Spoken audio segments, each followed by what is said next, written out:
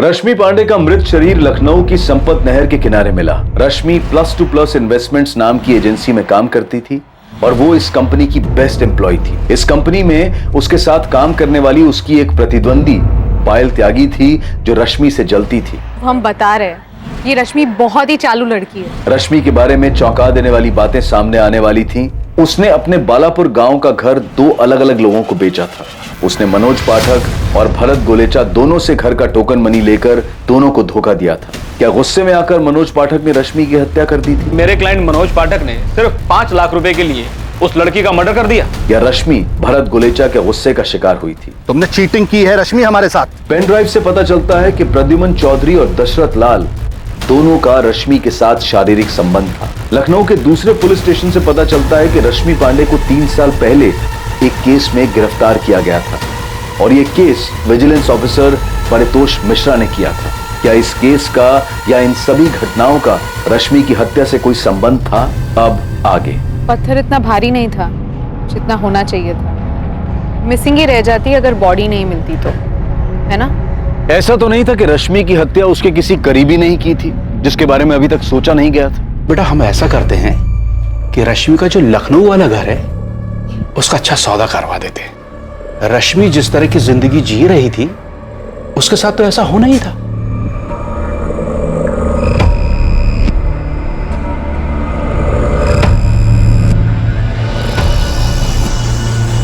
Phone पर बताने लायक बात होती तो आपको पुलिस स्टेशन नहीं बुलाते प्रद्युमन जी। वैसे आपको पुलिस स्टेशन बुलाकर पूछताछ करने के लिए हमारे पास डीजीपी साहब के ऑर्डर है। देखिए हम उस लड़की को जानते जरूर थे लेकिन उसके मर्डर में सवाल हम करेंगे प्रद्युमन जी, आपको सिर्फ जवाब देना है।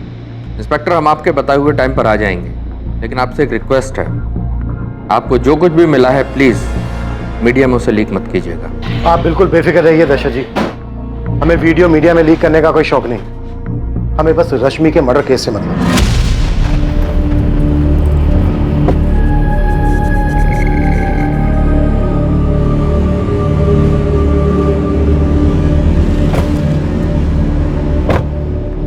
जो हम दोनों के हाथ नहीं लगा वो पुलिस के हाथ लग चुका है प्रद्युमन जी। कुछ करके मामला रफा दफा नहीं कर सकते?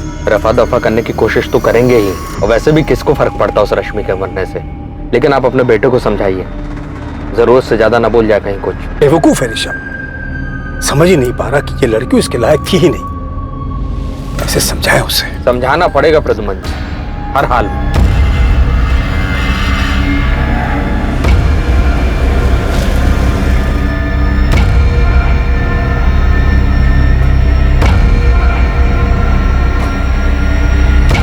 परितोष मिश्रा,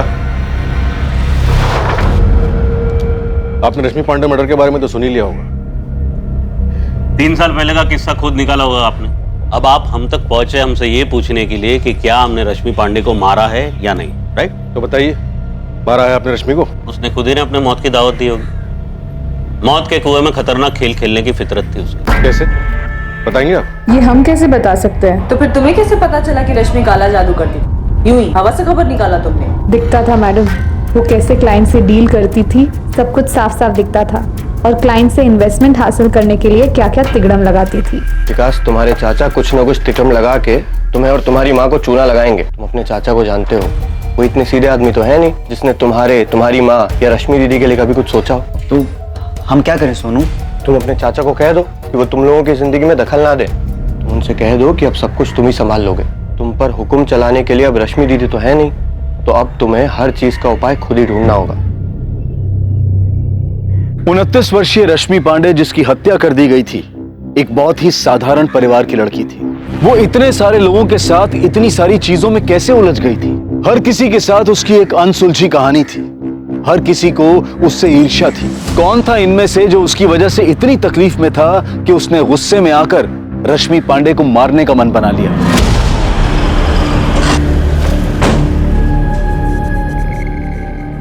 हमें वीडियो देखने की कोई जरूरत नहीं है।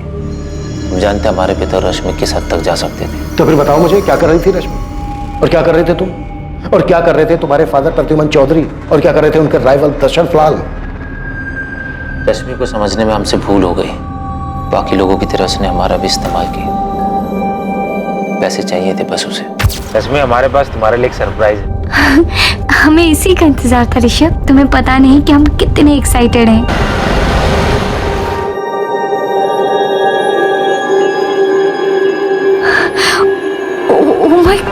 ऋषभ, ऋषभ ये तो डायमंड है। डायमंड ही है, सिर्फ तुम्हारे लिए।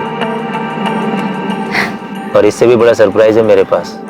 शादी करोगी मुझसे? पापा मम्मी, ये रश्मि पांडे है। नमस्ते। हम इनसे शादी करना चाहते हैं। तुम करते क्या हो रश्मि?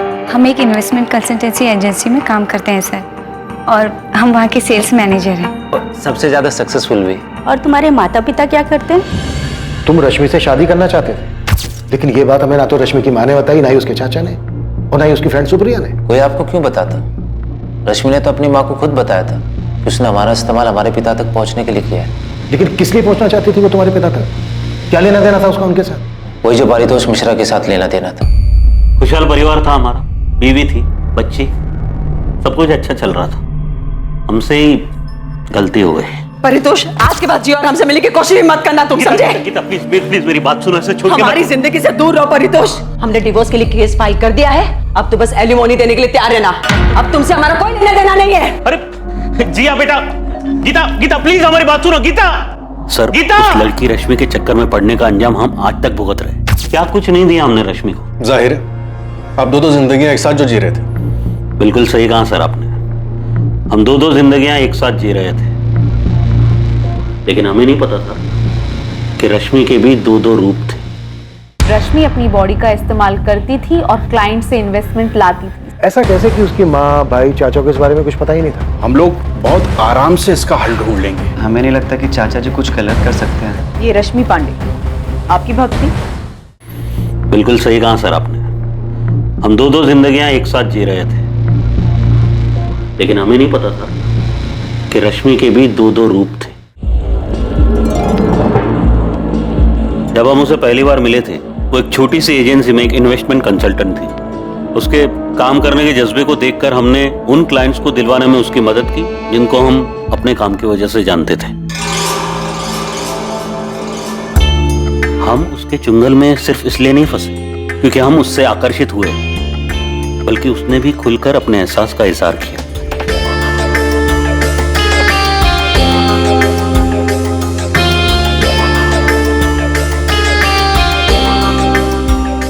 ये लो रश्मि, खास तुम्हारे लिए। अब तुम इससे जो चाहे खरीद सकते हो। पर पारितोष, तुम क्यों कर रहे हो ये सब हमारे लिए? कोई बात नहीं, अगर तुम्हें पसंद नहीं तो मैं रख लेता हूँ। I love you Paritosh. I love you too. हम एक दोहरी जिंदगी जी रहे थे और हमें बुरा भी लगता था कि हम अपनी बीवी को धोखा दे रहे हैं। एक तरफ हम एक अच्छा पति और अच्छे पिता की भूमिका निभा रहे थे, और दूसरी तरफ एक प्रेमी, एक ऐसा व्यक्ति जो सपनों वाली जिंदगी जी रहा था। परिवार और एक जवान प्रेमी का एक ही वक्त में दोनों का आनंद ले रहा था। बहुत ही अजीब, बहुत ही स्वार्थी इंसान लग रहे होंगे आपको, सर यकीन मानिए हमारा, हम बहुत ही शर्मिंदा है हमारे किए। हमें इस बात का एहसास ही नहीं था कि रश्मि की वजह से हमारी जिंदगी तबाह हो जाएगी। हमने तो एक कोठी खरीदी थी उसकी। वो रमेश विहार वाली? हाँ, हम उसके लिए कभी पैसों की परवाह नहीं करते थे।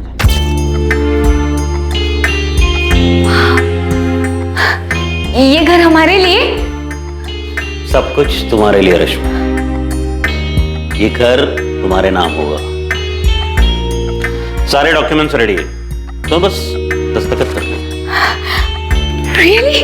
हम उसके प्यार में इस तरह बहक गए थे कि समझ ही नहीं पा रहे थे कि हम अपनी बीवी, अपनी बच्ची के साथ धोखा कर रहे थे। और उसी तरह रश्मि के दोहरे चेहरे को भी हम देख नहीं पाए, वो चेहरा जो ना कभी हमने पहले देखा था और ना ही जिसकी कभी कोई कल्पना कर सकता था। उसने आपको धोखा दिया?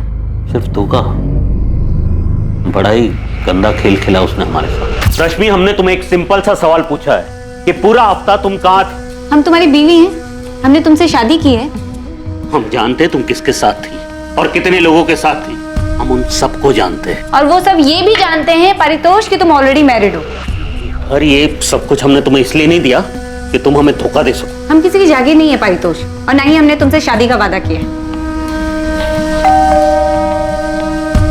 अभी यो भी गया यहाँ से, बंद हो। अच्छा, तो तुम हमारी जासूसी भी करने लगे? ये रश्मि, हमारे घर में रह के हमारे साथ ही निकलो यहाँ से, गेट आउट। शायद तुम भूल रहे हो पारितोष, ये घर हमारे नाम पर। तुम मुझसे हमारे नाम करोगी वरना वरना क्या? एक्सपोज कर दोगे हमें? अभी के अभी इस घर से निकल जाओ और मेरी जिंदगी से भी get out from my life. Calm down Paritosh, सिर्फ 2 करोड़ रुपए। उसके बाद हम तुम्हारी जिंदगी में कभी नहीं आएंगे, प्रॉमिस। तुमने हमारा यूज किया रश्मि, लेकिन हम यूज एंड थ्रो करने वाली चीज नहीं है, समझे? अगर हम तुम्हें बना सकते हैं ना तो तुम्हें पूरी तरह बर्बाद भी कर सकते हैं हम।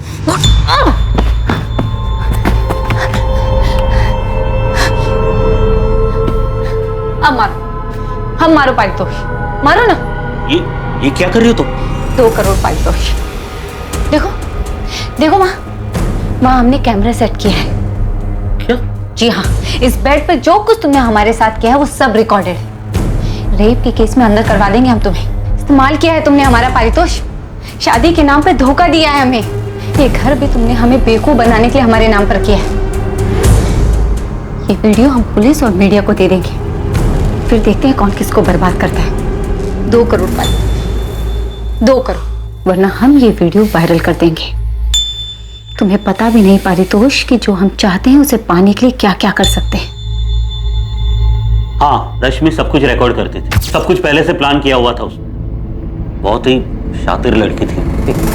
तो आप कौन से संत हो? नहीं सर, हम संत नहीं, बहुत बड़े चंट हैं। लेकिन इस बात की उसे खबर नहीं थी कि हम क्या क्या कर सकते थे। इससे पहले कि वो ब्लैकमेल करके 2 करोड़ मुझसे मांगती, मैंने उसकी सारी बातें अपने मोबाइल में रिकॉर्ड कर रखी। वो हमें मात दे इससे पहले हमने उसे मात दे। रश्मि, तुम हमें इस तरह ब्लैकमेल नहीं कर सकती। अगर तुम चाहते हो कि हम तुम्हें ब्लैकमेल ना करें तो पारितोष 2 करोड़ दे दो। तुम्हारे पास कल तक का टाइम है। अगर कल तक 2 करोड़ नहीं दिए तो हम तुम्हारे खिलाफ रेप केस कर देंगे और मीडिया को फुटेज दे देंगे। ये सरासर ब्लैकमेल है रश्मि। ये तो तुमको करना ही पड़ेगा। तुम हमें 2 करोड़ दो और हम दोबारा तुम्हारी जिंदगी में कभी नहीं आएंगे। किस आधार पर आपने हमें गिरफ्तार किया सर? उस आदमी ने हमारा इस्तेमाल किया, शादी के नाम पर झूठा वादा करके फिजिकल रिलेशन बनाए, धोखा दिया हमें, और उस पारितोष के खिलाफ रेप केस दर्ज करने के बजाय आप हमें पूछताछ के लिए लेकर आए। तुम्हारे ब्लैकमेल के सारे कॉल रिकॉर्डिंग पारितोष के पास है। तुम्हें क्या लगा था अपने वीडियो की रिकॉर्डिंग के जरिए उसे फंसा दोगे? लेकिन उसे धमकाने और ब्लैकमेल के जुर्म में तुम गिरफ्तार हो। क्या बकवास है ये? गलत किया उसने हमारे साथ। हम पारितोष के खिलाफ रेप का केस फाइल करेंगे। सर कहाँ जा रहे हो? सर सुनिए तो। सर हम उसे कोर्ट तक घसीट कर लेकर आएंगे, उसकी वीडियो वायरल कर देंगे, उसकी मदद करने और हमारे साथ जबरदस्ती करने के लिए हम आपके खिलाफ भी केस दर्ज करेंगे। रश्मि ने जो किया हमारे साथ, उससे हमारी जिंदगी, हमारा परिवार, सब कुछ तबाह हो गया। 7 अक्टूबर की रात को आप कहाँ थे? घर पर थे, अकेले शराब पी रहे थे, जो रोज पीते हैं हम ऑफिस से आने के बाद। हमारी बात मानिए सर, वो बहुत ही शातिर थी और हम यकीन के साथ कह सकते हैं कि उसको उसी की तरह किसी ने बड़े शातिर अंदाज में फंसाकर मार डाला हो। बहुत ही चालाक समझती थी खुद को, ओवर कॉन्फिडेंट। यही उसकी सबसे बड़ी गलती थी। रश्मि से प्यार करते थे, लेकिन जब हमें पता चला वो हर चीज में हेराफेरी करती है, उसकी नजर में रिश्तों की कोई अहमियत नहीं थी, तब हमने रिश्ता तोड़ दिया। ये हमें बहुत जल्द पता चल जाएगा कि तुम्हारा ये दर्द था या गुस्सा जिसकी वजह से तुमने रश्मि का मर्डर कर दिया। रश्मि की हत्या से पहले उसके फोन की लास्ट लोकेशन वीआईपी एन्क्लेव थी। वीआईपी एन्क्लेव जहां पर तुम्हारा घर है और तुम्हारे पिता के राइवल दशरथ लाल का भी। जब हमें पता चला कि उसके संबंध हमारे पिता के साथ थे, हम उसे पूरी तरह चोट पहुंचाना चाहते थे, लेकिन हमें कभी समझ में नहीं आया कि रश्मि अपनी जिंदगी के साथ चाहती क्या थी। पता नहीं हम उसके पीछे पड़कर अपनी जिंदगी क्यों खराब कर रहे थे। रश्मि 3 महीने के लिए एक्सटॉर्शन के केस में जेल गई थी। इधर ऋषभ के साथ शादी करने वाली थी और उधर ऋषभ के फादर प्रद्युमन और प्रद्युमन के राइवल दशरथ लाल के साथ अलग ही गुल खिला रही थी। और उससे पहले परितोष मिश्रा के साथ। ऐसा कैसे कि उसकी माँ, भाई, चाचा को इस बारे में कुछ पता ही नहीं था? क्या ये मुमकिन हो सकता है? कल्याणी, हमने विकास से बात कर ली है। हम लोग बहुत आराम से इसका हल ढूंढ लेंगे। अगर रश्मि ने मनोज और भरत के साथ में कोई धोखाधड़ी की है, वो भी हम संभाल लेंगे। तुम बेफिक्र रहो। क्या रश्मि पांडे की हत्या का मकसद उसका इस तरह लोगों से पैसे हथियाने को रोकना था, या किसी को रश्मि के काम करने के तौर तरीकों से जलन थी जो उनकी कामयाबी के रास्ते का कांटा बन रहे थे? रश्मि एक खतरनाक खेल खेल रही थी। आखिर वो कौन था जिसके रास्ते की रुकावट बन गई थी रश्मि? हम इस बात से इनकार नहीं करेंगे कि रश्मि हमें परेशान कर रही थी और हमने ये बात कभी छुपाई भी नहीं। वीरेंद्र सर से कई बार हमने इस बारे में बात की। मैम, हम ये भी जानते हैं कि रश्मि ब्लैकमेलिंग के केस में एक बार अंदर जा चुकी है। और हमें इस बात पे पूरा भरोसा है कि रश्मि अपनी बॉडी का इस्तेमाल करती थी और क्लाइंट से इन्वेस्टमेंट लाती थी, सारे बड़े बड़े क्लाइंट्स। लेकिन वो क्लाइंट्स रश्मि के लिए सिर्फ क्लाइंट्स नहीं थे, वो कुछ और भी थे। पायल, हमने तुम्हारे ऑफिस कलीग ध्रुव से बात की क्योंकि हमने ये कहा था कि रश्मि की लाश पानी के ऊपर आ गई वरना मिसिंग ही रह जाती। अगर आपको लगता है कि ऐसा कहने से हम रश्मि के मर्डर में इन्वॉल्व है या हमने उसका मर्डर करवाया है तो माफ कीजिए। हमने ये बात सिर्फ इसलिए की क्योंकि ये बात साफ है, जो भी रश्मि का हत्यारा था उसने बॉडी के साथ पत्थर इसलिए बांधा था क्योंकि वो नहीं चाहता था कि लाश पानी के ऊपर आ जाए। तो फिर रश्मि का मर्डर किसने किया पायल? मैम, हमने आपसे पहले भी कहा था, हम मानते हैं हम रश्मि को पसंद नहीं करते थे, जलते थे उससे, लेकिन इसका ये मतलब नहीं कि हम इस हद तक गिर जाए कि उसका मर्डर ही करवा दें। लेकिन रश्मि मर्डर करने के बारे में सोच सकती थी, इसकी ऐसी हरकतों की वजह से उसका मर्डर हुआ होगा। कर्मा मैम, कर्मा। जावेद, कुछ हाथ लगा? एक बाबा है, अपने आप को काली बाबा बोलता है। उसके पास जाती थी क्या रश्मि पांडे? हाँ, मैंने ज्यादा पूछताछ की नहीं क्योंकि उसको भनक लग जाती तो वो भाग जाता। कहाँ मिलेगा ये काली बाबा गोविंद? स्टेशन के पास वाले मार्केट एरिया मैडम, वहीं बैठा है। एड्रेस भेज रहा हूँ, अभी भी वहीं मिलेगा ये बाबा। जो बात थी हम साफ साफ बता रहे हैं। हाँ, हमारे और रश्मि के बीच में शारीरिक संबंध है, जिसको रिकॉर्ड करके वो आपको ब्लैकमेल करने लगी। कौन सा ब्लैकमेल? ब्लैकमेल उसे किया जाता है जो कुछ देने से इनकार करता है इंस्पेक्टर। वैसे हमको पहले से पता था कि वो लड़की रिकॉर्डिंग करती है। तो आपको लॉकर के बारे में भी पता होगा? नहीं, हमको किसी लॉकर के बारे में कुछ पता नहीं था, लेकिन उस लड़की ने पारितोष मिश्रा के साथ जो किया वो भी हमको पता था। अब आप खुद सोचिए कि इतना सब जानने के बाद भी बिना बैकग्राउंड चेक किए हम उसके पास जाते। बैकग्राउंड चेक करने के बाद भी आपने उसको अपने साथ बेडरूम में वीडियो बनाने दिया? प्रद्युमन जी, चुपचाप आप रश्मि पांडे को पैसे देते रहे और बदले में आपने उससे वीडियो रिकॉर्डिंग की मांग नहीं की। मांग इसलिए नहीं की क्योंकि हम जानते थे कि वो इसका हमारे खिलाफ इस्तेमाल नहीं करेगी। क्यों? उसने ऐसी गारंटी दी थी आपको? देखिए क्या है, उसे जो पैसे चाहिए होते थे हम उसे दे देते थे, इसलिए हम जानते थे कि वो बस वीडियो रिकॉर्डिंग करके रखती थी, उसका इस्तेमाल नहीं करती थी। देखिए, हम एक बात साफ साफ बता देते हैं। हाँ, रश्मि को पैसा देने का सिलसिला ब्लैकमेलिंग के बाद ही शुरू हुआ था। जब आपको पता ही नहीं था कि वो वीडियो रिकॉर्ड करके पता नहीं था कि उसने रिकॉर्डिंग की थी। अच्छा, तो इस रिकॉर्डिंग के जरिए तुम हमें ब्लैकमेल करना चाहती हो? नहीं। तो रिकॉर्डिंग क्यों करी और किसके कहने पर करी? खुद की मर्जी से। इरादा क्या है तुम्हारा? जो कुछ हमें चाहिए उसको पाना चाहते हैं दशरथ जी। क्या पाना चाहती हो?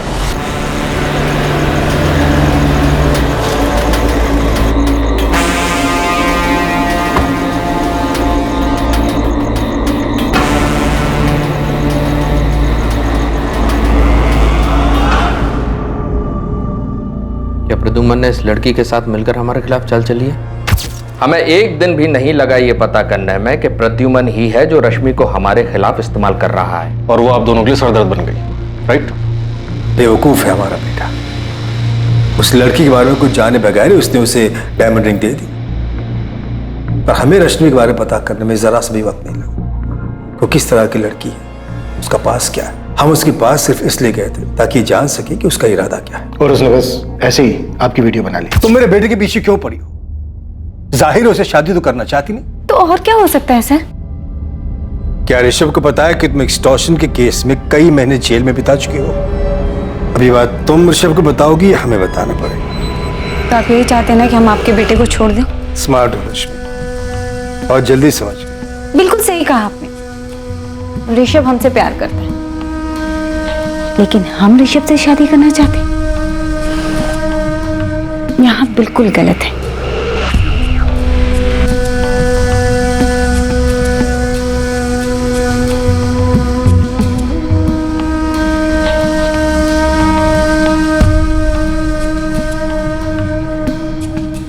हम उसके पास सिर्फ अपने बेटे को छुटकारा दिलाने गए थे, लेकिन हुआ ये कि आप उसके जाल में फंस गए। उसने आपकी वीडियो बना ली और आपको ब्लैकमेल करने लगी। दशरथ जी को लगा कि हमारी आपसी रंजिश के चलते इनका वीडियो हमने बनवाया है, लेकिन रश्मि तो हमसे भी पैसे लिया करती थी। ऐसे वीडियोस बनाकर पैसे लेती थी ये कहना बिल्कुल गलत है, क्योंकि पैसे तो हम उसको वैसे भी देते थे और अच्छे खासे देते थे। भाई देखिए, हम भी उसके पास सिर्फ आनंद के लिए ही जाते थे और जो कुछ वो मांगती थी वो दे दिया करते। और जैसे उसने वादा किया था, उसने खुद ही हमारे बेटे के साथ ब्रेकअप भी कर लिया। वो आप दोनों के वीडियोस बस ऐसे बना रही थी? अब उसने क्यों बनाया, क्या करने वाली थी, ये तो उसने नहीं बताया। हमारे ख्याल से ये उसका बैकअप प्लान था। देखिए, उसे एक अच्छी जिंदगी जीने का शौक था। महंगी गाड़ी, महंगे कपड़े, बहुत सारे पैसे, ज्वेलरी। उसे अपना एक लाइफस्टाइल मेंटेन करना होता था। उसे लगा होगा कि अगर हमने पैसे देने बंद कर दिए तब क्या होगा। तब ये वीडियोस ब्लैकमेल करने के काम आएंगे। बिल्कुल यही बात है और एकदम साफ। देखिए, वो खूबसूरत तो थी ही, लेकिन इसके अलावा एक खासियत और थी उसमें।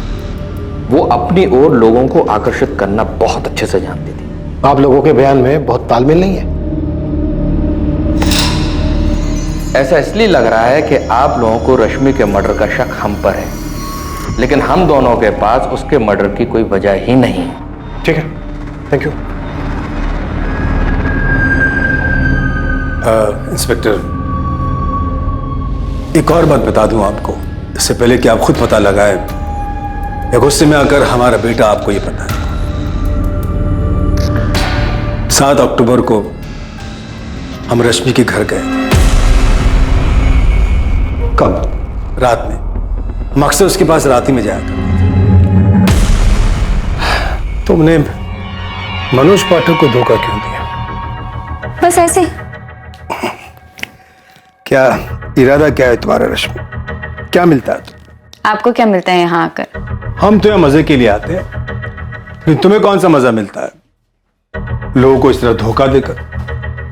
वो भी तब जबकि तुम्हें इतना कुछ मिल रहा है हमसे, दशरथ लाल से और भगवान जाने और कितने लोगों से। इतने पावरफुल होने के बाद भी पावरफुल बनने की चाहत से आपको क्या मिलता है? यही राजनीति है। यहाँ एक बार जो सत्ता का स्वाद चख लेता है, उसकी सत्ता की भूख और बढ़ जाती है।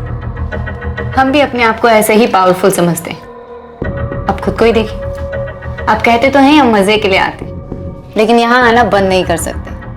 तुम्हें क्या लगता है रश्मि, हम तुम्हारे वीडियो के डर से यहाँ आते हैं? अब ये तो नहीं पता, लेकिन आते तो हैं यहाँ। रश्मि, तुम बहुत स्मार्ट हो, लेकिन तुम जैसे लोगों से मैं डर नहीं लगता। तुम हमारे लिए बहुत छोटी सी तितली, लेकिन तुमने मनोज पाठक जैसे लोगों को चीट करना बंद नहीं किया। तुम बुरी तरह मात खाओगे, सब करना छोड़ दो। तुम अपने लिए गड्ढा खोद रही हो, और तकरीबन रात 8 बजे हम उसके घर से निकल गए। उस रात की रश्मि की सारी मूवमेंट की इंफॉर्मेशन है हमारे पास। रात को 8:30 बजे तक रश्मि अपने घर पर ही थी, और 9:05 पर उसके फोन की लोकेशन थी VIP इनक्लेव, और 9:15 पर उसका फोन VIP इनक्लेव में स्विच ऑफ हो गया। लेकिन उसको हमने कभी अपने घर बुलाया ही नहीं। ना ही कभी हमने अपने घर बुलाया। आप तो हमारे बेटे के बारे में जानते ही। उस रात रश्मि को किसी ने फोन नहीं किया, और न ही रश्मि ने किसी को किया। पर उस रात रश्मि घर से बाहर निकली थी। और प्रद्युमन जी, आप अब बता रहे हैं कि उस रात आप रश्मि से मिले थे?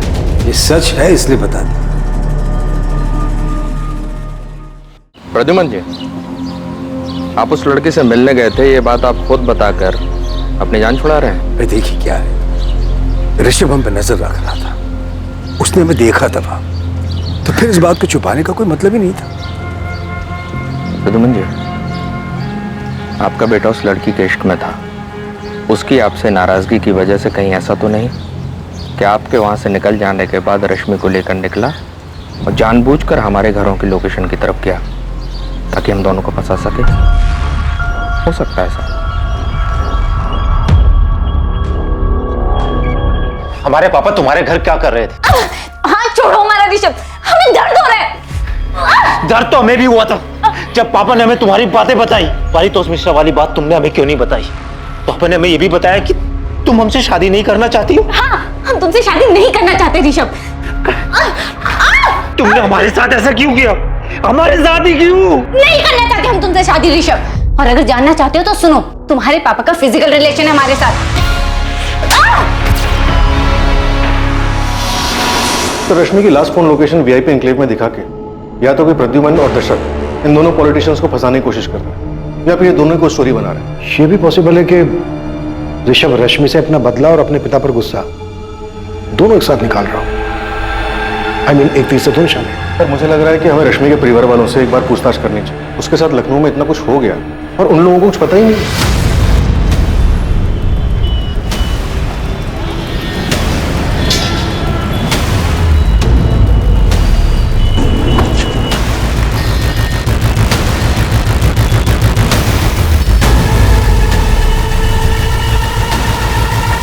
जी, हमें ही लोग काली बाबा के नाम से जानते हैं। ये रश्मि पांडे आपकी भक्त थी?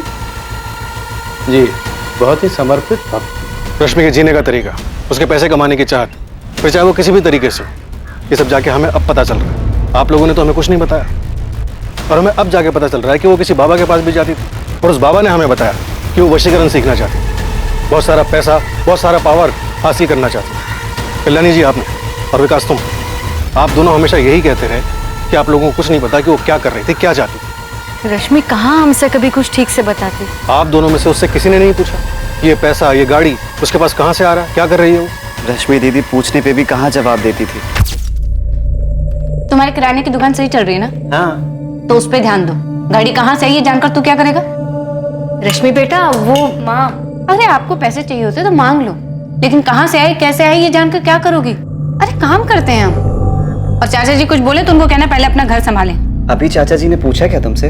तू ना चाचा जी का राग अपना बंद कर। तुझे दुकान चाचा जी ने दिलाई है हमने। आती थी यहाँ कई बार, लेकिन जब भी कुछ पूछो कभी कोई जवाब ही नहीं देती थी। जो आप कह रहे हैं उन सारी चीजों का हमें अभी पता चल रहा है। हाँ, जब से वो यहाँ से गई है उसके रहन सहन में बदलाव आया था, वो तो हम देख रहे थे। हमें बहुत डर भी लग रहा था, मन में काफी सवाल भी उठ रहे थे, लेकिन सवाल का जवाब ना मिले तो क्या करें हम? रश्मि दीदी के जेल जाने के बाद हमने और माँ ने दोनों ने कोर्ट कचहरी के चक्कर लगाकर उन्हें जेल से छुड़वाया था। ये रश्मि के जेल जाने वाली बात है, ये भी आप लोगों ने हमें नहीं बताई? वो बात इसलिए छिपाई क्योंकि वो हम सब के लिए शर्म की बात थी। जब रश्मि यहाँ हमारे साथ रहती थी, जब उसके पापा इस दुनिया में थे, तब सब कुछ ठीक था। जैसे वो शहर गई, बहुत बदल गई। उन्हें इतना गुरूर क्यों था और वो इतने पैसे और पावर का क्या करना चाहती थी, ये हमें नहीं पता साहब। रश्मि पांडे ने जिस बाबा की मदद ली थी, उस बाबा से पुलिस द्वारा की गई पूछताछ से कुछ हैरान कर देने वाले तथ्य सामने आने वाले थे। हर वो चीज जो रश्मि हासिल करना चाहती थी, वो रश्मि की तरह ही रहस्यमयी होती जा रही थी। ये भी एक रहस्य था कि उसकी हत्या कैसे हुई और किसने की उसकी हत्या। रश्मि को वो पावर्स किस लिए चाहिए थे? लोगों को अपने वश में करने के लिए। किन लोगों को वो अपने वश में करना चाहती थी? वो पॉलिटिशियन दशरथ लाल या प्रद्युमन चौधरी। रश्मि क्या चाहती थी इन दोनों से? Political power? हमें इसकी कोई जानकारी नहीं। ओ काली बाबा, इस लड़की का मर्डर हुआ है और हमें पता चला है कि ये काला जादू करती थी, और अभी आपने बताया कि वशीकरण सीखना चाहती थी, तो सीधे सीधे बताइए ना, वशीकरण किस लिए सीखना चाहती थी? चाहती क्या थी ये लड़की? किसको वश में करना चाहती थी? अरे हम थोड़ी पूछते हैं हर किसी से कि तुम किस पे हावी होना चाहते हो। वो आई थी सीखने के लिए कि दूसरों को अपने वश में कैसे किया जाता है। वो कई महीनों तक इस विद्या को सीखने के लिए आई और हमने उसे सिखाया भी। वो बताती थी कि हमने उसे जैसा ध्यान करने सिखाया था, वो नियमित रूप से वैसा ही ध्यान करती थी। जिस तांबे के सिक्के के बारे में आप बात कर रहे थे, वो सिक्का आपको रश्मि के पास मिला?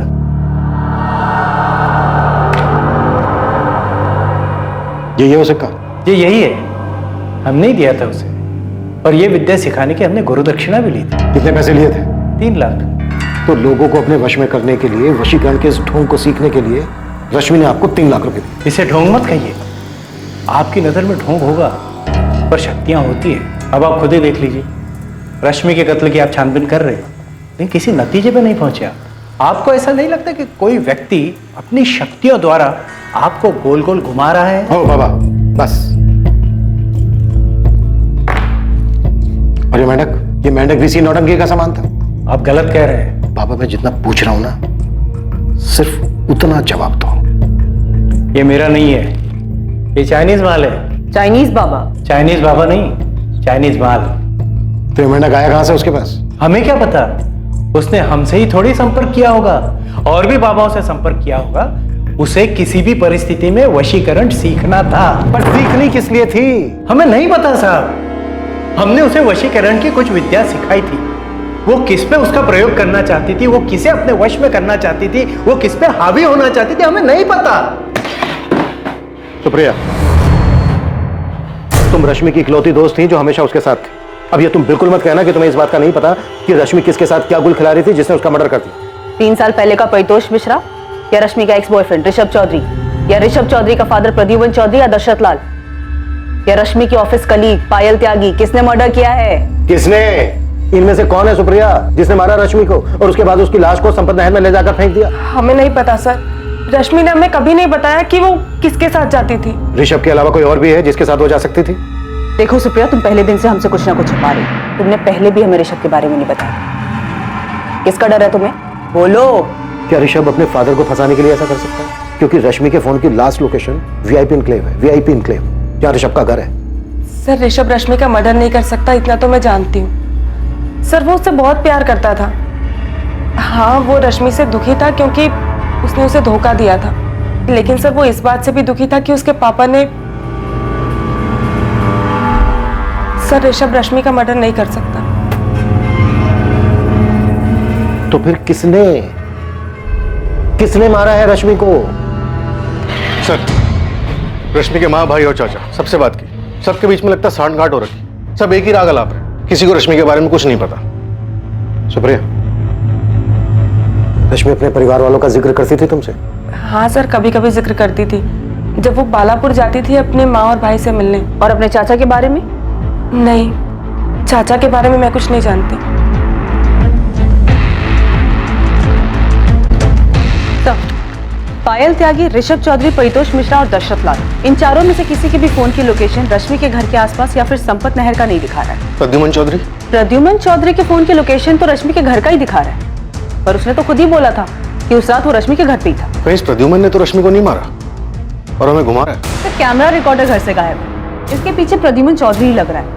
पहले उसने रश्मि को मारा होगा, फिर गाड़ी में ले जाके संपत नहर में फेंक दिया होगा और किसी और से अपना फोन वापस घर भेज दियो।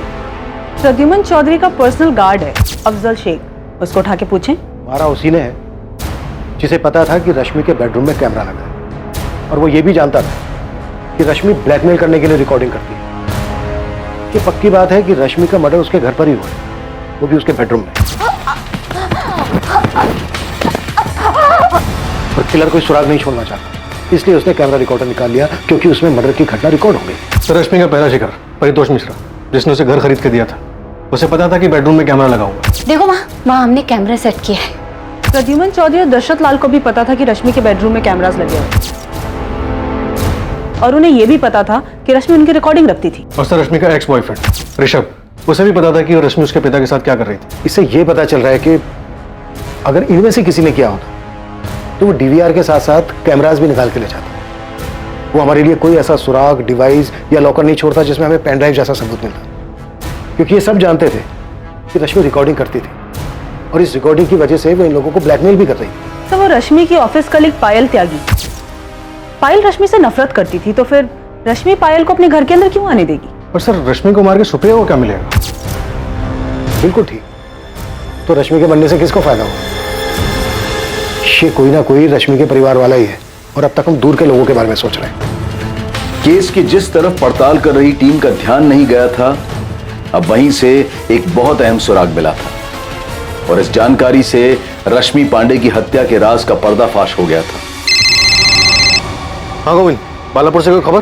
सब डायरेक्ट नहीं पूछा, लेकिन रश्मि के भाई विकास का किराना स्टोर है, इसमें उसका पार्टनर है सोनू कश्यप, उससे बात किया मैंने। दोनों ने हमें बहुत जरूरी खबर दी है जो विकास ने हमें कभी नहीं बताया। क्या इन्फॉर्मेशन है? भोलाराम पांडे, विकास और रश्मि का चाचा, वो दोषी हो सकता है।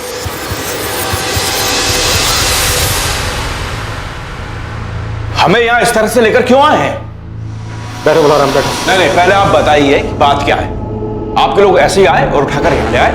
भोलाराम, आपने विकास से कहा था कि आप रश्मि के पैसे और उसकी लखनऊ वाली कोठी का अच्छा सौदा करवाकर सब कुछ सेटल कर दो। बड़े आराम से वहां विकास को अपने लपेटे में ले रहे थे तुम। लपेटे में? क्या कह रहे हैं आप? वो मेरा भतीजा है, थोड़ा भोला है, इसीलिए मैंने कहा था। भोला है तो फिर आपके नीचे दबा हुआ है। विकास, जब तेरे चाचा ने तुझसे ये सब कहा तो तूने आके हमें क्यों नहीं बताया? मैडम जी, हमें नहीं लगता कि चाचा जी कुछ गलत कर सकते हैं। तेरे दोस्त सोनू कश्यप ने हमसे साफ कहा कि तू ना समझे, तेरे चाचा सब हड़प लेंगे, रश्मि के रहते हुए ऐसा नहीं कर सकते, इसीलिए उन्होंने रश्मि को रास्ते से हटा। नहीं, चाचा जी ऐसा नहीं कर सकते। और अगर किया है विकास, और ये बात तुझे पता है, तो तू अपनी बहन के हत्यारे को बचा रहा है। विकास, ये बात जानता है ना तू? क्या ये रश्मि की मनमर्जी थी जिसने आपको ये काम करने के लिए उकसाया? क्या फिर अपने बेटे दीपेश के थप्पड़ का अपमान बर्दाश्त नहीं कर पाए और मरवा दिया रश्मि? दीपेश को थप्पड़? हाँ, थप्पड़। विकास ने हमें बताया कि रश्मि ने दीपेश को थप्पड़ मारा था, और इस बात का गुस्सा आपको भी था और दीपेश को भी। हमारी माँ कुछ भी बोले वो अलग बात है चाचा जी, लेकिन आप किस हफ्ते हमारे घर के मामलों में दखल दे रहे हैं? रश्मि, अपने चाचा जी से ऐसी बातें मत करो। सब तुम्हारा ही किया धरा है कल्याणी। आज हमारे भाई सब जिंदा होते तो इसकी हिम्मत नहीं होती ऐसी बात करने की। और इन्हीं हरकतों की वजह से हमें उल्टा सुल्टा सुनना पड़ता है। क्या बातें सुननी पड़ती हैं दीपेश? सुनो रश्मि, अब तुम यही गांव में रहोगी, कोई जरूरत नहीं है लखनऊ जाकर कोई काम करने की। ये लक्ष्मण तो देखो, कैसे कैसे कपड़े। तो आप अपनी आंखें बंद कर लीजिए ना चाचा जी। हमें क्या करना चाहिए क्या नहीं करना चाहिए उसके लिए हमें आपकी परमिशन नहीं चाहिए। ऐसे कपड़े पहनती हो, गांव के लोग तुम्हारे चरित्र पर सवाल उठाते, जानती हो तुम? रश्मि, जब कोई हमारे बारे में ऐसी बातें कहे ना तो ऐसा थप्पड़ मारना चाहिए दीपेश, ना कि चुपचाप सुनना चाहिए। अब तुम और चाचा जी निकलो यहाँ से, क्या करना है वो हम खुद देख लेंगे। ये आंखें ना किसी और को दिखाना दीपेश, मुझे नहीं। आप कहना क्या चाह रहे हैं? 3 साल पहले जो तू मैं हुई थी उसके बदले अब हमें जाकर ये सब। दीपेश, तेरे मुंह से सुनना चाहता हूँ सब कुछ। अपना फोन गांव में छोड़कर लखनऊ गया था ना तू 7 अक्टूबर को? अकेले गया था या फिर किसी के साथ गया था? टिप साहब, हमें चीड़ थी रश्मि दीदी से, तो हम उसको मिलने क्यों जाएंगे? तो वो भी 3 साल बाद एक थप्पड़ का बदला लेने के लिए। थप्पड़ की ठेस दीपेश को ही नहीं, हमें भी लगी थी, विकास को भी लगी, कल्याणी को भी लगी, हम सबको लगी थी। हम सब रश्मि के व्यवहार से और उसके पहनावे से परेशान थे। तो सबने साथ में मिलकर मारा रश्मि को। आपका बेटा दीपेश, रश्मि की मां कल्याणी और रश्मि का भाई विकास। अरे साहब, ये क्या बात कर रहे हैं आप? हमें तो ये भी नहीं पता था कि रश्मि दीदी लखनऊ में कहाँ रहती है। ना खुद उसके भाई विकास को या उसकी माँ को पता था, तो हम कैसे मारते उसको? आप असली कातिल को तो पकड़ नहीं पा रहे, इसलिए मनगढ़ंत कहानी बना रहे हैं। आपने उसके साथ ऐसा किया था, ये किसने बताया आपको? विकास ने? नहीं, वो बता ही नहीं सकता। पुलिस को मिली एक छोटी सी सूचना के आधार पर रश्मि पांडे के सभी करीबी रिश्तेदारों से पूछताछ के दौरान पता चला कि रश्मि की हत्या में उसके चाचा भोलाराम पांडे और उसके बेटे दीपेश पांडे का हाथ हो सकता है। लेकिन उनके खिलाफ कोई ठोस सबूत नहीं मिल सका। पर पुलिस की टीम के रश्मि के गांव बालापुर जाने से इस केस में एक नया मोड़ आ गया था। इसने दोषी को बेनकाब कर दिया था और ये इस केस की जांच कर रही टीम को बेहद हैरान कर देने वाला था। सर, कॉल रिकॉर्ड्स और लोकेशन के हिसाब से इनमें से हम किसी पे भी हाथ नहीं डाल सकते। सबने अपने फोन गांव में छोड़कर क्या लखनऊ में आके कांड कर दिया? तो ट्रैफिक डिपार्टमेंट संपत नहर की तरफ जा रहा है, सभी रास्तों की सीसीटीवी फुटेज स्कैन कर रहे हैं। रश्मि की लाश को नहर तक ले जाकर फेंकने के लिए किसी गाड़ी का इस्तेमाल तो हुआ होगा, शायद फुटेज में दिख जाए। हाँ महादेव, अब तो आपके डिपार्टमेंट से किसी बड़े खुलासे के होने का इंतजार है हमें। इब्राहिम, भोलाराम और उसका बेटा दीपेश और रश्मि का भाई विकास, इन लोगों के खिलाफ कोई सबूत नहीं मिला। लेकिन ये आदमी जिसने इस केस में भोलाराम को संदिग्ध बताया, ये कौन है? उसका नाम सोनू कश्यप है। विकास के किराने की दुकान में उसका पार्टनर है वो। एक बार उसे ट्रैक करो, शायद कुछ मिल जाए। हाँ, ये दिखा है इस फुटेज में। 7 अक्टूबर की रात को एक रोड पर जहाँ सीसीटीवी लगा, एक टैक्सी में है, खुद चला रहा है, लेकिन ये संपत नहर वाली रोड नहीं बल्कि लखनऊ की एक रोड।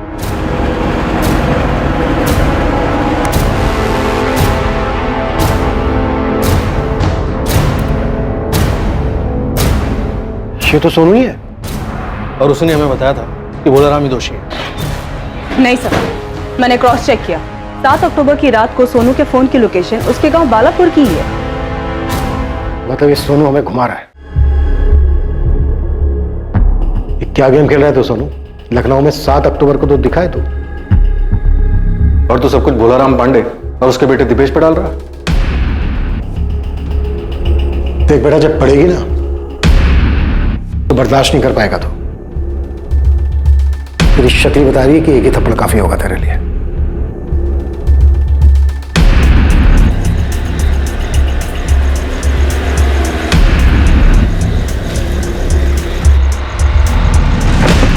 अभी रुक, अभी नहीं, थोड़ी देर इंतजार करना पड़ेगा। दीदी से मिलने कोई गया है।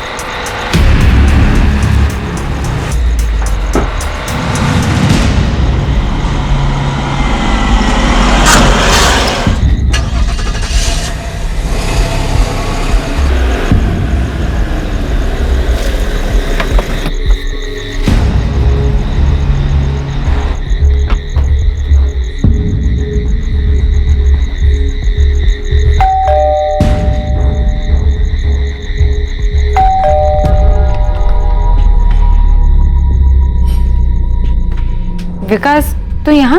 वो कुछ काम था दीदी। कैसा काम? वो कुछ पैसे चाहिए थे।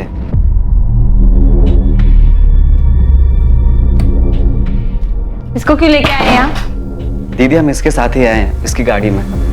एक बात बता, आज जब दोपहर में हम बालापुर आए थे तो माँ ने तो ऐसा कुछ नहीं कहा कि उन्हें पैसे चाहिए। दीदी वो हमको चाहिए दुकान के लिए। तुमसे अगर दुकान संभाली नहीं जाती तो उसको बंद करके घर में बैठ जाना, कदे नुकसान कम ही होगा। सुन, 5,000 नहीं दे सकती, ये ले 2,000 रख ले, इतने ही बहुत है। तू जो चाहे वो करेगी, बिना बताए घर बेचेगी, दूसरों को ठग के पैसे लूटेगी, और हमें 5,000 रुपए चाहिए तो सिर्फ 2,000 रुपए देगी। पैसे रखने तो रख, वरना निकल यहाँ से। वैसे तेरी औकात इतने की भी नहीं, फिर भी दे रहे हैं ना। अरे विकट, विकट क्या कर रहे हो? विकट छोड़, छोड़ो हमें। बहुत हो गया दीदी, तुमने हमारी बहुत औकात दिखा ली, अब हम तुम्हें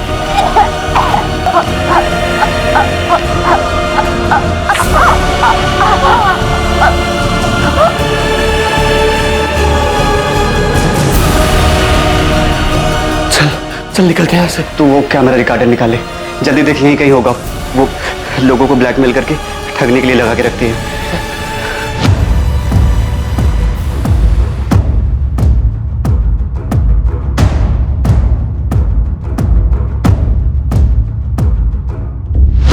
हमें पता था कि लखनऊ के रास्ते पर सीसीटीवी हो सकते हैं, इसीलिए विकास पीछे वाली सीट पर छुप गया।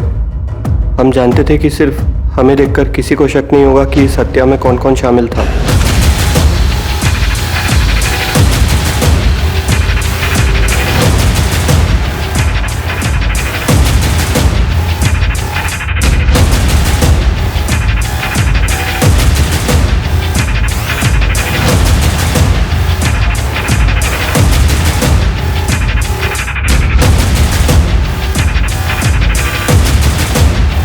हमें लगा था पत्थर के वजन की वजह से रश्मि की बॉडी कभी पानी के ऊपर नहीं आएगी। भोलाराम भी शामिल था इस साजिश में? था या नहीं? नहीं, विकास ही अपनी बहन को मारना चाहता था। रश्मि पांडे के छोटे भाई विकास पांडे का नाम इस हत्याकांड में सामने आया था, लेकिन और भी चौंका देने वाली सच्चाई सामने आने वाली थी। हाँ, हमें पता था कि विकास ने ही रश्मि की हत्या की थी। उसने हमें उसी रात बता दिया था जिस रात रश्मि की हत्या करने के बाद उसकी लाश को वो नहर में फेंक के आया था।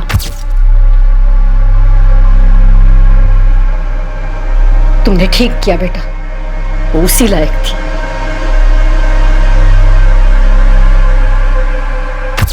हमारे बेटे ने जिसकी हत्या की वो रश्मि अब वो थी ही नहीं जिसे हमने जन्म दिया था, पाल पोस के बड़ा किया था। बहुत झेल चुके थे उसको, बहुत बातें सुन चुके थे उसकी। माना कि वो गलत थी, पर क्या तब भी उसकी हत्या करना सही था? आपके लिए कहना आसान होगा साहब, लेकिन उसने जो किया, उसकी हरकतों को भुगतना हमारे लिए आसान नहीं था। चाचा जी और मुझे गाँव वालों के ताने सुनने पड़ते थे कि तुम्हारी दीदी ऐसी है, उसने ये किया। पर क्या कभी उसने तुम्हें कोई नुकसान पहुंचाया था? हाँ, नुकसान किया। वैसे उसको हमारी कुछ नहीं पड़ी थी, लेकिन जब खुद को जरूरत पड़ती थी तो हमें याद आते थे, और जब भी वो घर आती सबके साथ बहुत बुरा व्यवहार करती थी। चाचा जी, मैं, दीपेश, सबको बहुत खरी खोटी सुनाती थी। खुद तो सारे गलत काम करती थी, लेकिन हमें नाकारा, ढक्कन ये सब बुलाती थी। बोलती थी हम किसी काम के ही नहीं है, जो मुंह में आता था वो सब कुछ हमें बोल देती थी। सारी हदें पार कर चुकी थी और हमने उसे उसके किए की ही सजा दी।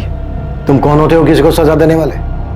तुम सिर्फ एक हत्यारे हो जिसने रश्मि की हत्या की है, और तुम्हारे साथ वो तुम्हारा पार्टनर सोनू और तुम्हारी माँ भी हत्यारे ही हैं। हाँ, हम हैं गुनहगार। रश्मि की हरकतों की सजा हम हर दिन भुगत रहे थे। कम से कम उसकी मनमानियों से छुटकारा तो मिल गया, और हमें जिस चीज से आजादी चाहिए थी वो हमें मिल गई।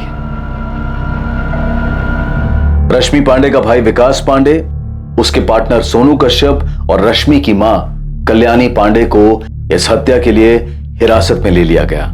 इस पूरी कहानी में किसके साथ धोखा हुआ? कोई इंसान कुछ भी पाने के लिए लोगों को धोखा दे सकता है। अपने स्वार्थ और कुछ भी पाने की जिद में वो अपने किसी भी गलत कदम को सही ठहरा सकता है, लेकिन ऐसा करके कोई इंसान कहां तक पहुंच सकता है? रश्मि की हत्या को उसके बुरे कर्मों की सजा बताकर इस अपराध को उचित नहीं ठहराया जा सकता।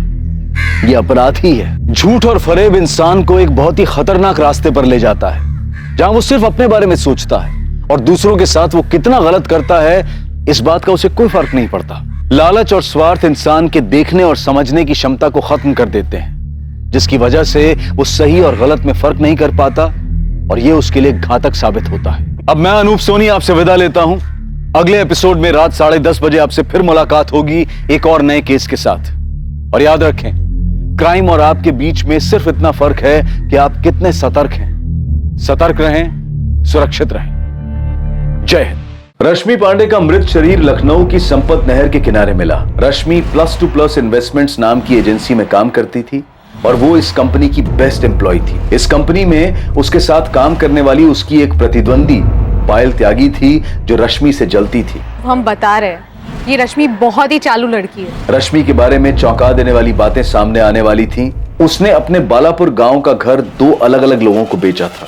उसने मनोज पाठक और भरत गोलेचा दोनों से घर का टोकन मनी लेकर दोनों को धोखा दिया था। क्या गुस्से में आकर मनोज पाठक ने रश्मि की हत्या कर दी थी? मेरे क्लाइंट मनोज पाठक ने सिर्फ 5 लाख रुपए के लिए उस लड़की का मर्डर कर दिया। या रश्मि भरत गोलेचा के गुस्से का शिकार हुई थी? तुमने चीटिंग की है रश्मि हमारे साथ। पेन ड्राइव से पता चलता है कि प्रद्युमन चौधरी और दशरथ लाल दोनों का रश्मि के साथ शारीरिक संबंध था। लखनऊ के दूसरे पुलिस स्टेशन से पता चलता है कि रश्मि पांडे को 3 साल पहले एक केस में गिरफ्तार किया गया था और यह case vigilance officer Paritosh Mishra ने किया था। क्या इस केस का या इन सभी घटनाओं का रश्मि की हत्या से कोई संबंध था? अब आगे। पत्थर इतना भारी नहीं था जितना होना चाहिए था। मिसिंग ही रह जाती अगर बॉडी नहीं मिलती तो, है ना? ऐसा तो नहीं था कि रश्मि की हत्या उसके किसी करीबी ने ही की थी जिसके बारे में अभी तक सोचा नहीं गया था। बेटा हम ऐसा करते हैं कि रश्मि का जो लखनऊ वाला घर है उसका अच्छा सौदा करवा देते हैं। रश्मि जिस तरह की जिंदगी जी रही थी उसके साथ तो ऐसा होना ही था।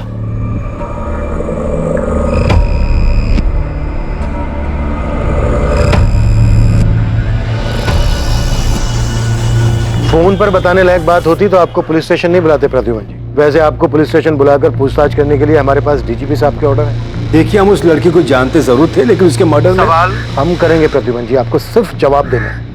इंस्पेक्टर, हम आपके बताए हुए टाइम पर आ जाएंगे, लेकिन आपसे एक रिक्वेस्ट है, आपको जो कुछ भी मिला है प्लीज मीडिया में उसे लीक मत कीजिएगा। आप बिल्कुल बेफिक्र रहिए दशरथ जी, हमें वीडियो मीडिया में लीक करने का कोई शौक नहीं। हमें बस रश्मि के मर्डर केस से मतलब।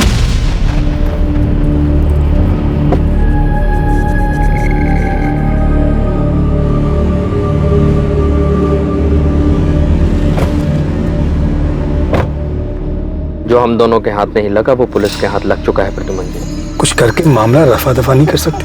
रफा दफा करने की कोशिश तो करेंगे ही, और वैसे भी किसको फर्क पड़ता उस रश्मि के मरने से। लेकिन आप अपने बेटे को समझाइए, जरूरत से ज्यादा ना बोल जाए कहीं कुछ। बेवकूफ है ऋषभ, समझ ही नहीं पा रहा कि ये लड़की उसके लायक थी ही नहीं। ऐसे समझाए उसे। समझाना पड़ेगा प्रद्युमन जी, हर हाल में।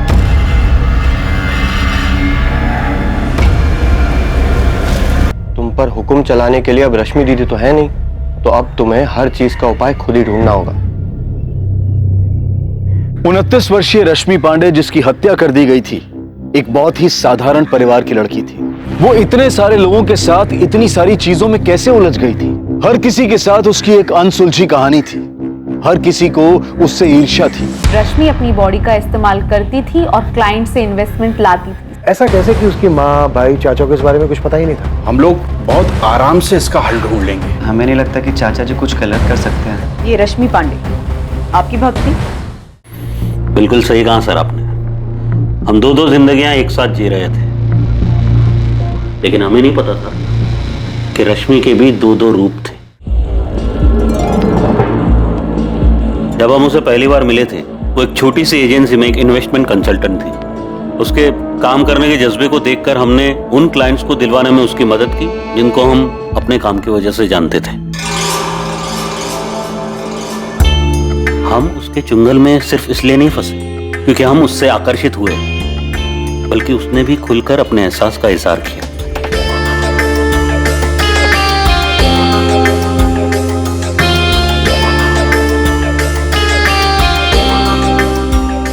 ये लो रश्मि, खास तुम्हारे लिए।